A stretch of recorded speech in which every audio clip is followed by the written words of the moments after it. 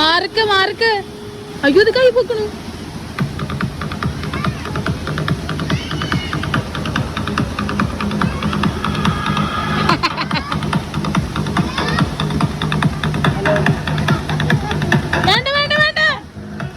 ടൂറിസത്തിൻ്റെ എന്തൊക്കെ സാധ്യതകളാണല്ലേ. ആനേനെ കൊടുന്ന് ഇവിടെ എന്തായാലും സഫാരി ചെയ്യാൻ പറ്റില്ലല്ലോ. അപ്പോൾ പ്ലാസ്റ്റിക്കിൽ ഒരു ആനേനെ ഉണ്ടാക്കിയിട്ട് അതിൻ്റെ പുറത്ത് കയറിയുള്ള സഫാരിയാണ് ഇപ്പോൾ കാണുന്നത് കേട്ടോ നിങ്ങൾ.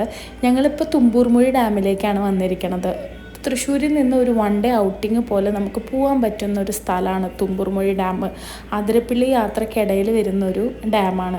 അപ്പം അതുകൊണ്ട് തന്നെ കുട്ടികളാണെങ്കിലും ഫാമിലി ആണെങ്കിലും ഒത്തൊരുമിച്ച് ഇരിക്കാനും കളിക്കാനും ഒക്കെ പറ്റിയിട്ടുള്ള നല്ല ബെസ്റ്റ് പ്ലേസാണ് കേട്ടോ.